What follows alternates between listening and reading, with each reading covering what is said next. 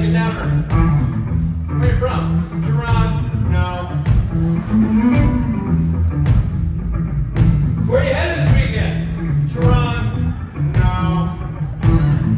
I say we make it Tehran. Yes!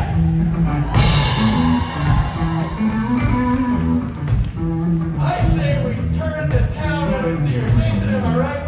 Yes. That's the attitude. This is Tehran yes time. Say yes to new experiences. Say yes to new people. Say yes to the overflowing wave of emotion that's going to come at you this weekend. Say yes when the security guard asks you to let go of Jared. Say yes.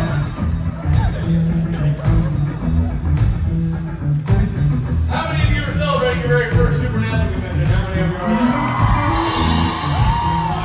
How many returning veterans do we have? How many? It's an equal number. I like it.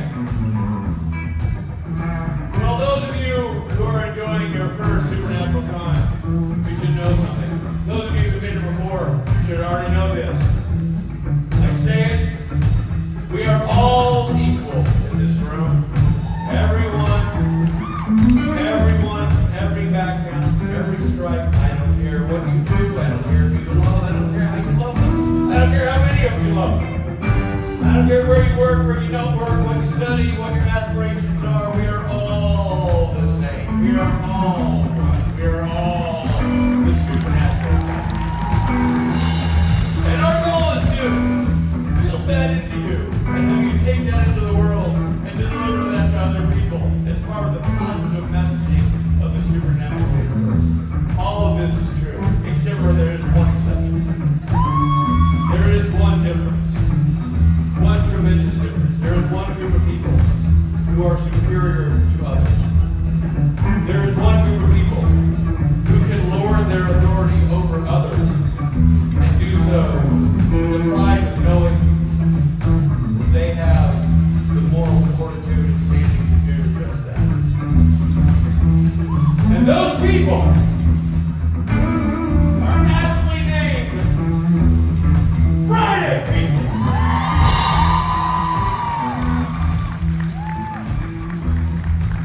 So when I say we're all equal, and I mean it,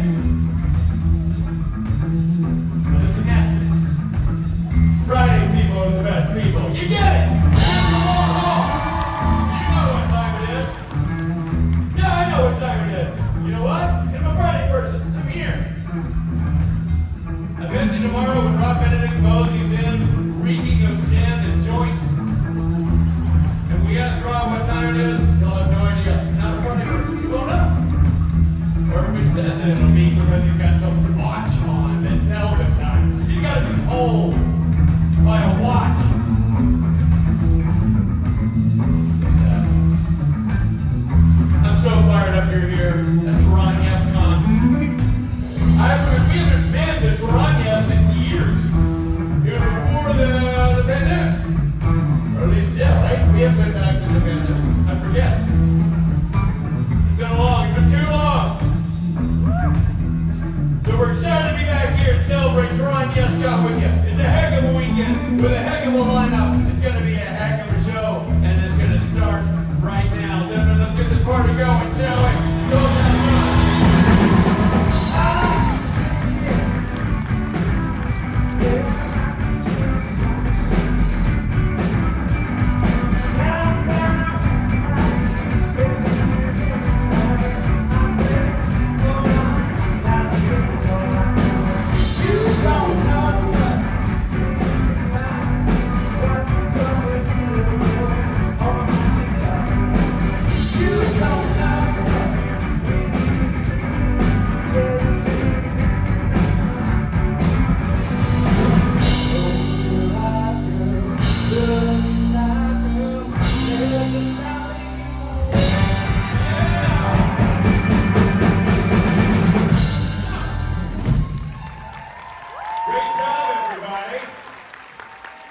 Great job, everybody. Round of applause for the band on the stage right here, all right?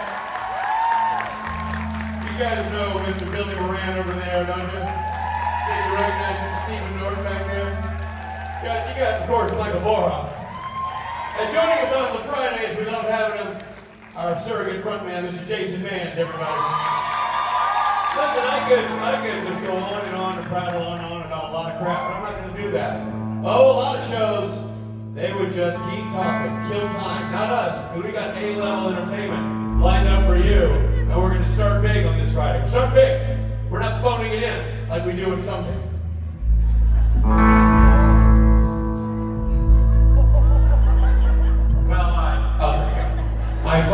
This is a technical journey we've been on where we had no stage, we had no microphones, and now one of our microphones quit.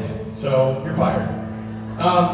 Ladies and gentlemen, we're gonna get this party started, and we're gonna do it because this is my favorite intro, or one of my favorite intros. Because I so rarely get to do this. Give me that A, Billy.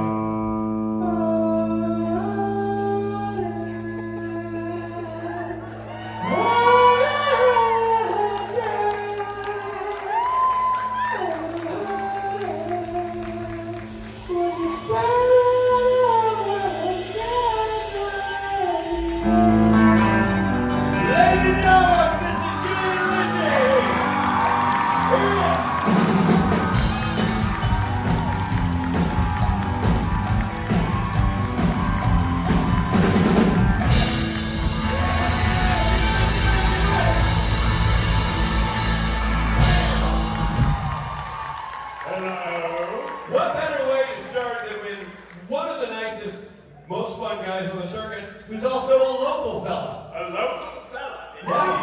And I'm not going to let you get away with it that easily. Uh-oh. Okay, you've been talking about Toronto. Yeah, I know, I said it wrong, I know. Okay. Okay. This is where we are. How do you say it? I've got this. This is easy. Everybody look at it. Okay. You ready? How is it? Etobi Coke. You're welcome. Good. Try it. Etobi Cookie. Jason, your turn.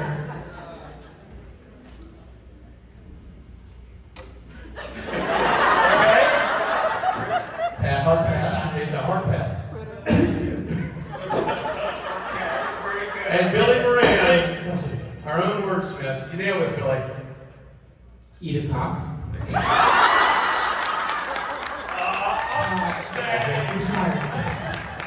You're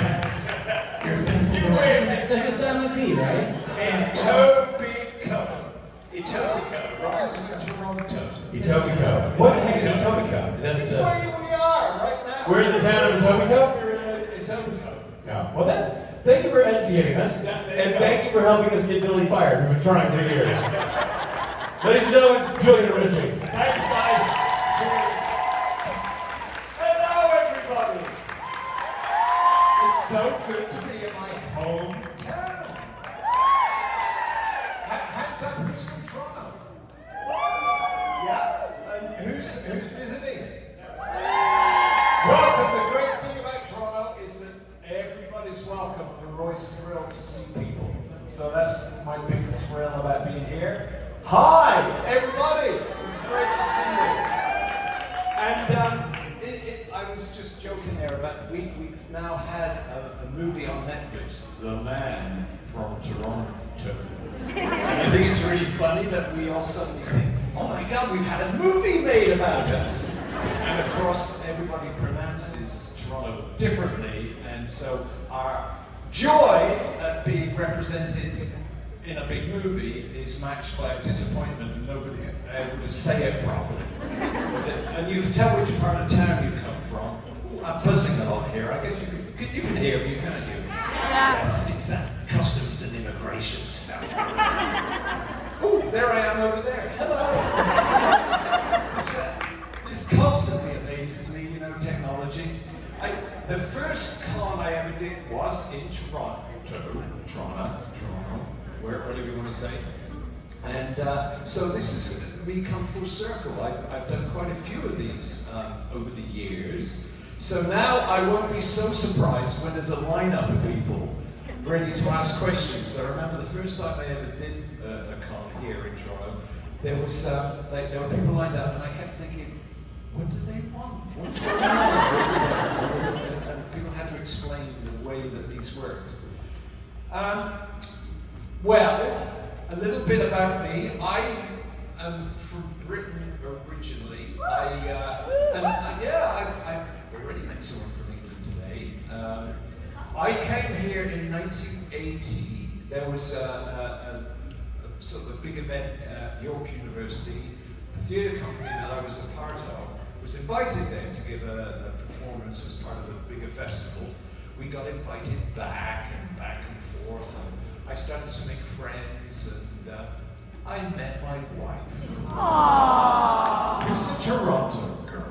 And so I've been here since 1984, and my kids are Toronto kids. They never learned to drive because it was a pain in the ass if we lived downtown.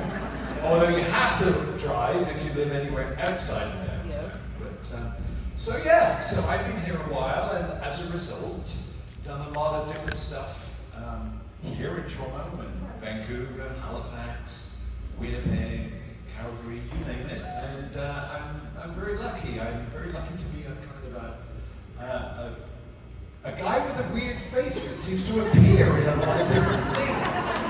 So that if they need anybody to kill someone or to be killed, Julian, could you come and do this, please?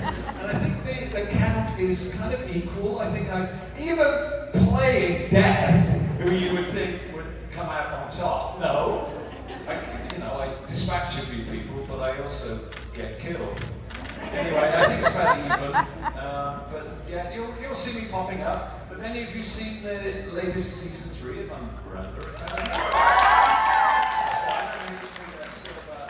I pop in and out of that and have a lot of fun, which is incidentally filmed just down the road on Kipling Avenue. So part of the whole sort of Toronto infrastructure of film here.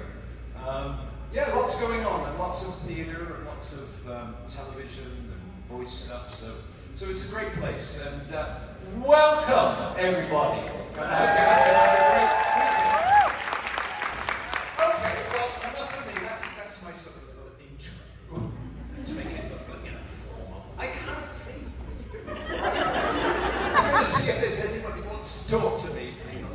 Is there anybody out there? No, nobody that side, is there? No? I'll go that side. This is going to be embarrassing. It's going to start waffling. What's going on out over there? Oh, there's somebody over there. Hello. So nice to see you. All right, yeah. A brave soul. What's your name, brave soul? Hello, Allison. Hi, Allison. There's a round of applause for Allison for breaking the ice. Otherwise, you'll just have to hear me go on about my pets and my children, my grandma, So anyway, what's your question, Allison? Actually, it is a Toronto-related question. Okay. I'm one of your followers on Instagram, so I really enjoy when you post all those neat pictures of all these places around Toronto. So I was curious, do you have any favorite places or things in Toronto you love taking pictures of? Oh, well, that's a great question. So, and this might be, if you have some spare time, if you're visiting, obviously downtown is a very different experience than up here by the airport. As it is with most cities, I know I've had the same experience in Chicago. I've done a con at a hotel near the airport. And obviously, there's a whole different sort of culture going on. Downtown in Toronto, where I like to go is Sonora's Market, Kensington Market. I like Republic Markets. Trinity Bellwoods Park is a favourite of mine. I live in the sort of West Queen West area, which is very cool, Yes, it's very cool. And it's changed over the years. It's gone from being sort of like edgy and rock and roll-y to being more sort of fusion restaurant-y, if that makes any sense. But it's a great destination, and I love hanging out. Ossington Avenue is another favourite of mine, where there's now, post-COVID, the city introduced this really great thing where patios could extend onto the main street in order to keep people outside, sort of lessening the potential for COVID, but also increasing the customer ratio for the restaurants. So there's a real sense of the life spilling out onto the street, which is really good. Yeah, so just a whole bunch of stuff. And I got to say that, you know, as an old guy, I'm learning technology slowly, and Instagram has been one of the great joys of my life, because as an actor, you travel around a fair amount, you meet people, and it's my sort of like diary to sort of keep trace. And some people like to look at photos of you behind the scenes with actors in situations that you wouldn't normally see them. I just posted one with me and Aidan Gallagher. So they're you know, like dressed in our COVID gear, you know. So that's fun, and it's fun for people who are into the shows that I'm in. Yeah, so that's about it. What about yourself, Alison? Where are you? Where do you live? Not too far, just outside of Hamilton, so it's just only about an hour away. Yeah. Hamilton is a big city, just, I guess, about a 45-minute drive away from here. It's great. The Hammer! And it's not as huge a steel industry now as it was, but as a result, it's kind of saved the Toronto film industry in that Hamilton now is the location for so many shows. And it's a really great place. A lot of shows that you see on Netflix, Amazon, independent movies take place in Hamilton. So it's sort of really kept the industry vital up here. So it's a great place. I actually really like it here. Okay, that's now there are more people. Good. Well, thank you very much for your first question. I will go over here. I don't know why I go over there. I'm supposed to sit here, but it feels a bit sort of. Next! So it feels a bit like. It's a bit, yeah. And also, like, what do I do with my legs? It's really weird when you see people being interviewed on TV, you know, and I don't know, I promise I'm not a burger. When you see people, like, you see them here, and you realize that they're generally dressed for television from here up, and they look great. And then sometimes they're sitting like this, exposed.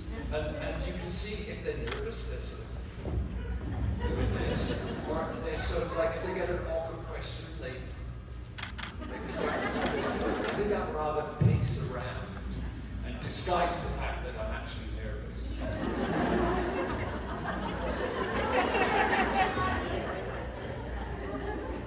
Okay, I can't see. All right, I'm peering into the gloom here. Hello. Hi, how are you? I'm good, thank you. Hi, what's your name? My name is Lisa. Hi, Lisa. Lisa! Everybody. We can't see you, but we can hear your question. Okay, what's your question? So my question is about acting. I'm wondering, when you arrive on a set, when you meet your co-stars, because at the end of the day, acting is a job, one way or the other. It's a cooler job than everybody else, but it's a job. And I'm wondering what you like to see in essentially a co-worker that makes you think this is going to be a great set to work on, and conversely, what's a pet peeve is like, oh my god, I'm in for 2 weeks of hell. Well, we won't talk too much about that, because I'm in big trouble. But no, that's a great question. One of the great joys of my work is that, and especially like actors have different roles in different shows. I have sort of made my living as a character actor, which means generally that I'm in a lot of stuff, not for very long. You know, like I'll go in and then I'll get killed, and then I'll go to another show and get killed, or you know. But seriously, I go into a lot of shows, and the way I look at it is that a guy like me often doesn't carry the weight of the story or the show. But I go in and I'm sort of like a primary colour for an episode. Or throughout the series, I go in and give the story or the ongoing characters something that affects their journey. So I have to go in strong and I have to go prepared, but I can't take away too much from the bigger story, right? So that's the sort of dance that I do, and I enjoy it, and it means that I parachute into a lot of different shows. And it's like any other building, you know, if you go to a school and you go in there for a little while, or you go to any industry anywhere, you can kind of get a sense of if it's good and healthy, or if it's like, this is screwed up, you know? And so the same happens to me.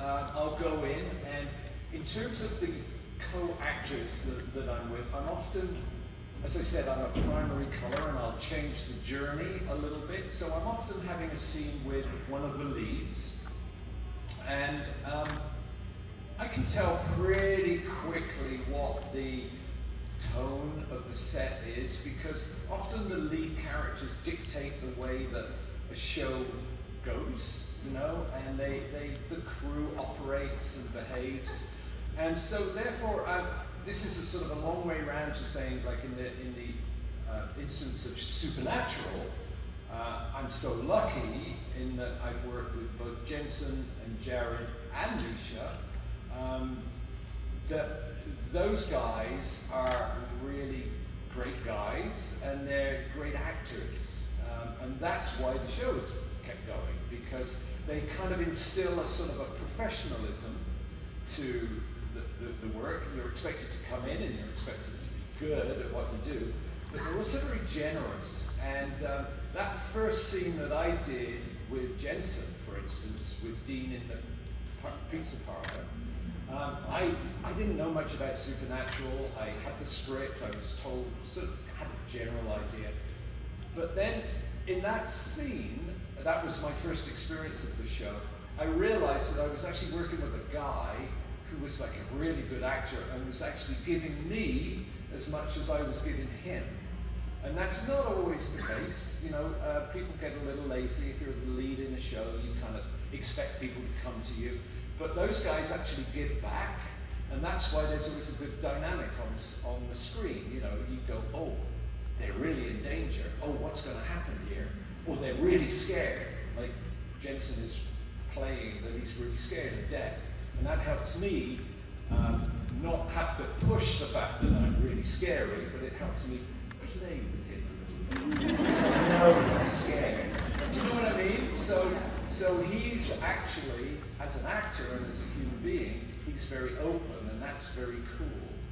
There are other sets that I'll go and I'll have a similar kind of scene, and I'll go, oops, okay, that actor really, for whatever reason, isn't ready for that, or feels that the script wasn't written in the way that they want it to be written, you know?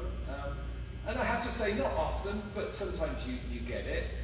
But I've been very fortunate in my Supernatural experience has been fantastic.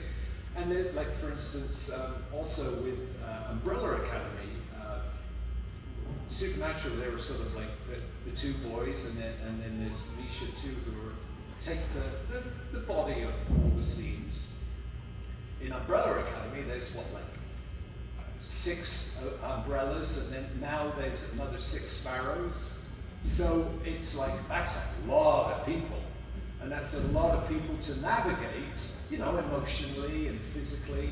But they're all very generous and very up for playing the scene rather than who they think they are. Do you know what I mean? Like sometimes actors bring too much of their own ego to a show, and I'm happy to say that in those 2 shows, you know, the actors are really 100% available and really great to work with. So, does that answer your question? Yeah. Yeah. Thank you very much. All right. I'm going over here. Hello. Hello. Hi, Julian. Hello. That was a very chipper hobby.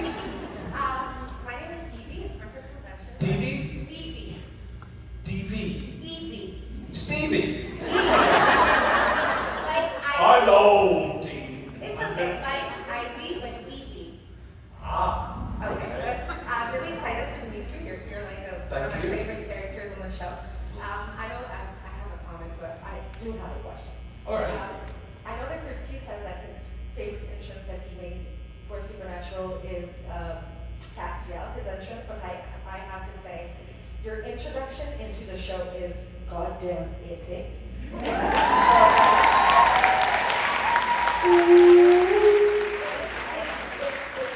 the best. I freaked out when I remember I freaked out when you came in.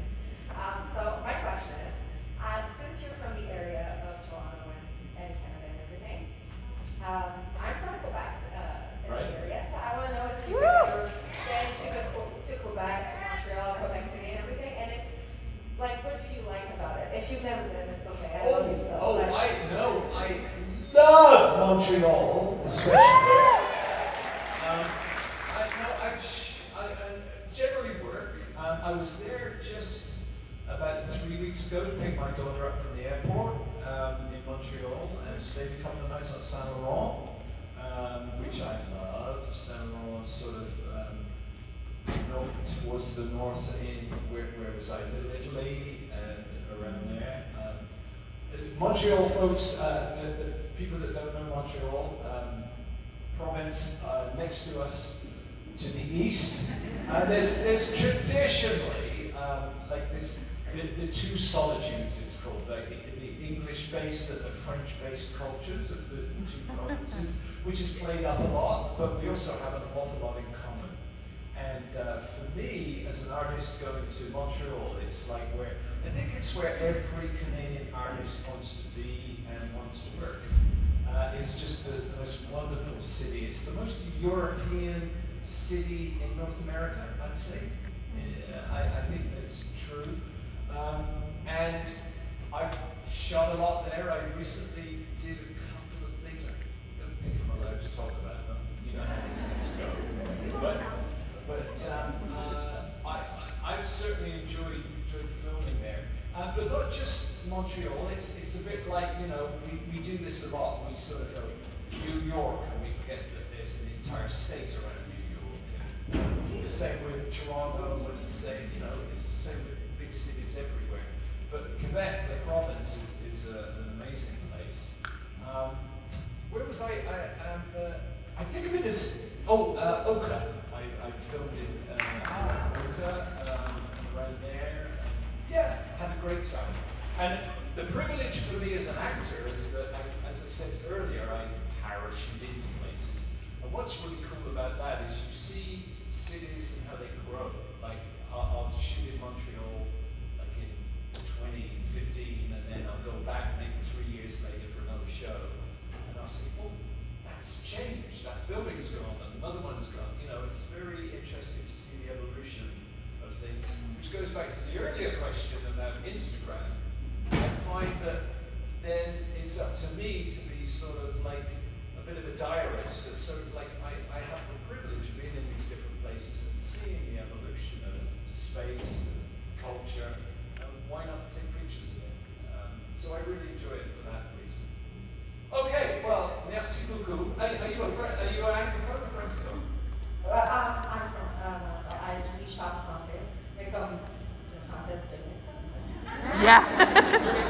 The most wonderful thing, and the only place we have in Ontario is Ottawa, where the music of French and English is equal, so that you walk into a coffee bar or a bar or whatever, and people literally speak back and forth. One person speaks English, the other person speaks French back, and English and French, like the two languages have equal value, and that's the most exciting thing. I love it. Sadly, my French is poor, but that's what I'm working on. I'm trying to improve it, and hope that I'll be able to do that. With somebody talking to me in French and me talking back in English, and us, understanding each other, and that's the foundation of democracy. So there you go. Thank you. All right. Hello. How are you? I'm going, this is the tricky bit. Don't fall off the stage. That wouldn't look good. First step. Hello. All right. Bye. Hi. So my question is, have you ever been to Northern Ontario? And if so, for work or pleasure? And if so, how far? How far in Northern Ontario? Well, quite a long time ago I did a school tour around Timmins and Sault Ste. Marie and where else? I mean, I'd Sudbury and Manitoulin and yeah, I go a fair amount. Now it depends where you go north though, because I realise that some of those places I think of them as north. I think of Bloor Street as north. So you know, like. I'm talking like North Bay and Florida. Oh yeah, North Bay, North Bay, Parry Sound. Like I filmed in most of those places too. There's this thing in Canada called the Northern Development Fund, where if a film is being produced, there's an extra tax incentive to go to Timmins, North Bay, Parry Sound, like places farther north, in order to generate the economy, because film is a really good way of doing that. Because it's not just about paying bills, you know, and movie stars, it's about local catering, transport, taxes, hotels, you know, it sort of is a stimulus for the local economy. So I've actually found myself going to quite a few places up north. But then I've talked to other people who've said, that's not up north, that's central Ontario. Like I was in Pembroke and I said to somebody, well, I've just been up to Pembroke. That's not north. It felt it to me. But yeah, anyway, and we do have a very big province here, and it's very exciting to see a lot of the film activity and television sort of not just being localized in Toronto, but it goes to Hamilton, like I was saying. There's a lot going on there, and a lot now moving north. Another big favorite show of mine, Letterkenny. Right? So yeah. Okay. Onwards. Hello. Hi there, my name is Sierra. My question to you is, when you were on set with Jensen and Jared on Supernatural, were there any pranks that you specifically remember that they did when you were filming? I always get asked this question, and my only answer to that is no. And I think they were scared of me. That's the only thing I can think of. That's what I'm thinking. Or they thought, no, the poor old guy, if we pranked him, he'd completely mess up and forget everything. But no, I keep hearing all these stories about these pranks. And I think, it's not the same guys that I was working with. But then I wonder, maybe a lot had to do with the fact that the scenes that I did with the boys were always sort of complicated, like they involved food. And food is very complicated when you're filming it, because it has to be right, it has to be given to you, ready to eat, it has to be sterile and all that stuff. So there's a lot of elements, right? And there are sort of scenes with like shaking ceilings and lights and stuff. So I have a feeling that the scenes that I was involved with were kind of complicated, and the boys, they like to prank, but they're professional. And I think if there's a scene that requires a lot of attention, they're not just going to be going, hey, woo! You know, so I think it's a testament to their professionalism. Really, but I like to think that it's because they're scared of them. That's the official version.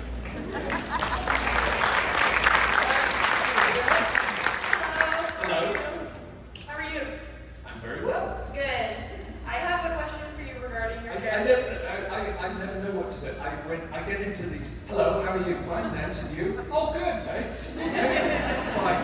And then I'm like an Englishman at the door going, after you? No, after you. No, after you. Anyway, sorry. I wanted to know, a lot of actors tend to have like regimens when they try to get into character. Do you have anything specifically that you would do when you prepare for your character as Death? Nope, I don't. Oh, what have we got today? Oh, driving a white Cadillac. Oh, yeah, okay. No, it depends on the show. I don't have a process, or I don't like disappear into myself or whatever. I mean, I like to stay in the zone a little bit. Like if it's a tragedy or somebody's being buried or something, I'm not gonna, be yee-hoo! But I like to stay in the mood. But no, I just kind of take my cues from what's required and how everybody is around me. And even some of the more serious scenes. I've been in situations where I did a show called, Open Range with Kevin Costner. And I did this huge, tense shootout. And it was really like, and we were worried about the weather because it was exterior. We didn't know whether it was going to rain, and we had to get the shot before it started to rain and match some of the other scenes that we'd done. And all of it, and everybody was getting like really tense. Like, okay, go, no, hold it, you've got this, no. And there was all this stuff going on. And Michael Gambon was with me. I played his sort of sidekick. And he told the bluest, funniest joke just before we shot the scene. Like everybody stopped to listen to his joke. And we found it so hilarious, all of us. I swear that the camera, if you look at the camera in that scene, the camera's going, because the cameraman is laughing.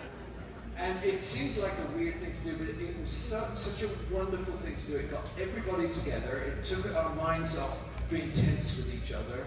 And we were all sort of in the same world suddenly, and it was great, and it worked beautifully. So sometimes, I forgot what I was going to talk about. Sorry, I'm sort of meandering there. I can hear voices behind me. I better hurry up because I think we're going to get. What was the joke? Thank you very much. What was the joke? Yeah, I want to know. I'm terrified that I'm going to arrive here and there's not actually going to be anybody. I'm going to appear and I go, my name is Val. I actually live in Hamilton right now because I go to university there. And so I've been going to Toronto and Hamilton a lot and Niagara. And I was just wondering, when you were a newcomer to Canada, if there was any stories or experiences that you had as a touristy kind of thing. Like when I first arrived in Canada, when I arrived, that was 1980, right? I remember I was taken out to a restaurant and said, we'll go somewhere. It was a Sunday, and nowhere was allowed to serve alcohol except with food, because it was Sunday. And that was back in the days when it was known as Toronto the Good. And since then, we've loosened up, we've got lots of other cultural influences, and I'm happy to say it's kind of much more of a diverse city. But in those days, it was I thought, wow, this is unusual. And then there was this other thing where, in terms of alcohol, it was a very sort of temperance-based city. Temperance being, anti-alcohol league, where you're not allowed to carry alcohol within a licensed establishment. Somebody that's paid has to carry it. And I thought that was unusual. But those were sort of like layovers from the past that have shifted and changed. And then the other thing was with Canadian beer, in the old bars that were downtown Toronto, there always used to be salt on the table. And I don't quite understand this, but everybody would get their draft, and with a foam, there's a sort of a foam on the top. They get the salt, and they put it on there, and it would foam over, and then they drink the beer. I don't know. Anyway, you notice that my cultural observations revolve around bars. It's probably not So say we all. my profile. I should come up with some beer insight. Sorry, I can't. But anyway, that's fine. Those were my first impressions. And streetcars. I love the streetcars, and I still do. Even though people curse them because people get stuck behind them on traffic and that, but I love them. All right, going over here. Hello. Elizabeth, and I actually just moved to Toronto in March, just north of Kensington, and I was wondering if you had any a favorite restaurant or any restaurant recommendations. I'll tell you a really cool one that's been a around since the 1940s. It's the Lakeview Diner. It's kind of, it's a great location. It's at Dundas in Ossington, and it's an old 1940s diner. It's used in movies a ton. You go in there and you go, this feels familiar. Umbrella Academy was shot in there. It goes on and on and on. So many places, but it's just the same. I wouldn't say that the food is the greatest in the world, but the ambient, it's all right. You know, it's dining food. It's fine. There's nothing wrong with it, but it's worth paying a visit to, and it's not too expensive. So it's a good place to hang out and to go. So that would be my tip. Excuse me. You see, I'm matching. I'm the boy in blue. I'm very proud of myself today. My best for my hometown. Hello. Is there anyone know? Yes, there is. Hi. Just me. My name's Lisa. Hi, Lisa. I'm gonna maybe test your memory a little bit, but one of my favorite television programs that I still revisit on a regular basis is Nero Wolf. Oh, wow. And I'm wondering if you have any stories to share. Yeah. Well, not so much stories as I just explained what it was. It was a really cool series shot here in Toronto. 15 years ago, maybe? A long time ago.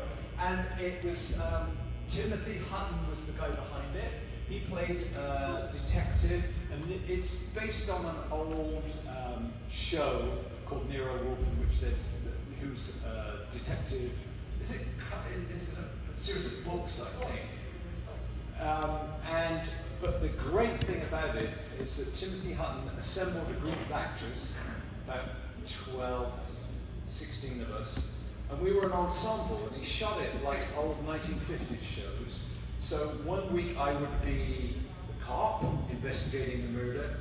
Next week in a different show, in a different mystery, I would be the murderer, or the hero, or the guy that got murdered. Like, we would all play different parts. So it was like an ensemble, and it was done like theatre acting. It was done very big and sort of stylized, like when you see film noir stuff on the TV. So it was a very cool experience, and I enjoyed it a lot. I was only in the second season, not the first season, but yeah, it was a great experience. I'm glad you saw it.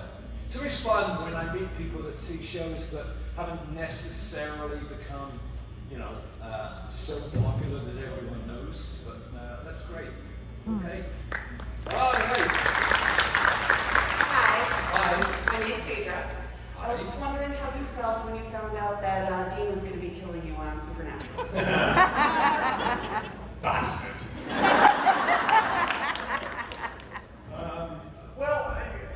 Actually, I thought, well, it was the end of the season, and I thought, what a clever thing to do. I'd had a good ride.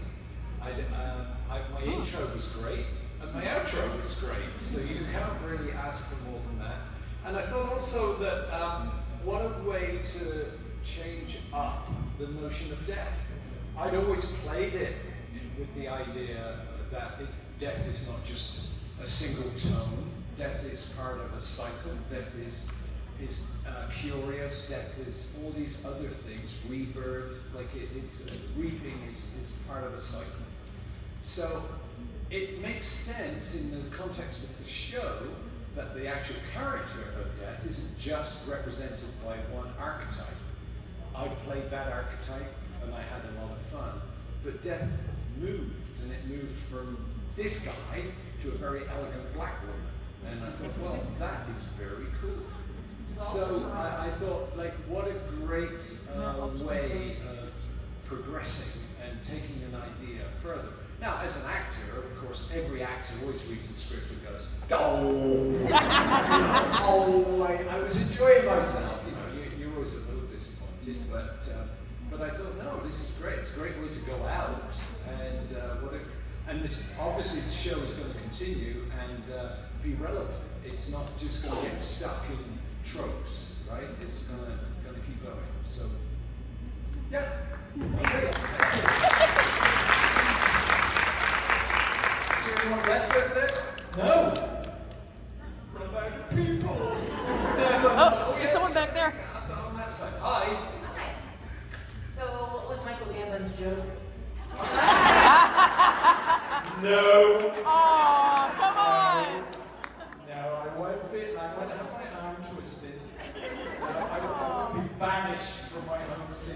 No. No. It was pretty off color, but right. You know, like sometimes people just have an instinct for saying the right thing, and it seems odd at the time, but it can be great. And the same with like in the midst of hilarity, if somebody really pulls the tone down. There's heads going back and forth. Because of the lights.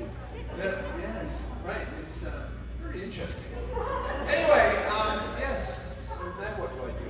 I got people back. I got people back. Which side? Okay. Oh yeah. Hello.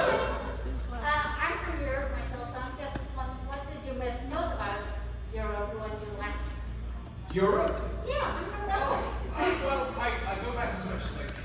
I still have family in the UK, so what do I miss? People, really. Like family.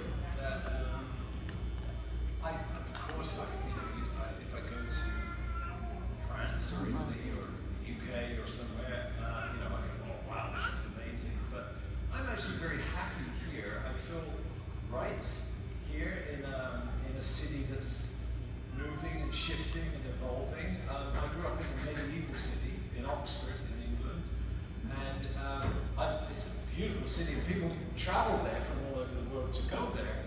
But I'm the opposite. I'm sort of happy to go to, rather than somewhere that's been the same for so long, I'm happy to be part of an evolution of things, of change, diversity. So for me, it's kind of exciting being here. The obvious things like cafes and public space. I find public space in Europe has sort of evolved over generations, and so there's always a sense of a park or a fountain or places where people can gather or eat their lunch in public.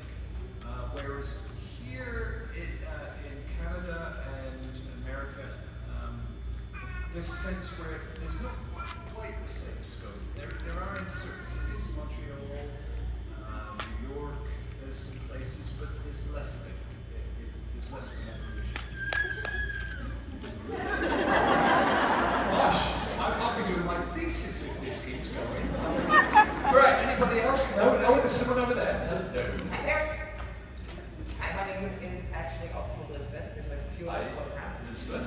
Hi. We know that the SVN family is a family and very generous with the charities that actors have and support. Is there any particular charity that you have that you would like to champion, knowing that you now have a captive audience?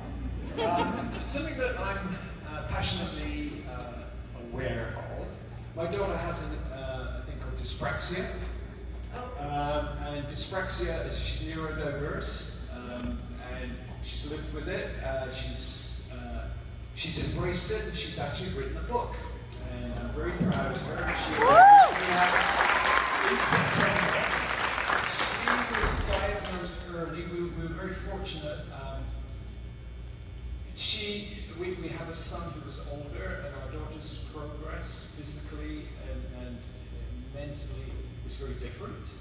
And we didn't understand the difference. We didn't have any language, but we were very, very fortunate. When she was 4, the school that she went to had an occupational therapist that came into the school and identified certain things and certain patterns, and gave us a language. And in the UK, a lot of research had been done about the notion of dyspraxia. I won't go into it now, but it's a fascinating idea. It's a it's a motor planning issue, gross and fine motor planning. It means that certain languages, like math or language or things are just too much to process. Thank you, to process. So I've sort of followed and been part of my daughter's journey, and I only talk about it now because she's embraced it and she's comfortable with it and she's proud of who she is. I think all of us, particularly the supernatural family, knows many people, neurodiverse whereas you know, the struggle with issues of otherness, of whatever those feelings are, and I think we're a very warm and embracing community, and I'm proud to be part of that. I've never sort of championed a specific thing because in my own way, I've been on the journey with, I'm going to get emotional. Would you like to give us the title or where we can get it? Stumbling Through Space and Time. That's the name of the book, Rosemary Richings, and it will be out in September. It's published, gosh, I can't remember, but if you follow me on Instagram or whatever, there'll be references to it. But anyway, that's my journey.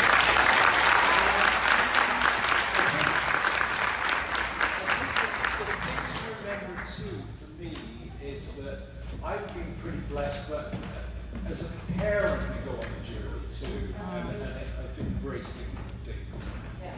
So there you go. Oh my goodness. Let me tell you something. If you have any desire to experience pure joy, go to the karaoke party tonight and watch this man on the stage. Ladies and gentlemen, Julian Richings. Thank you.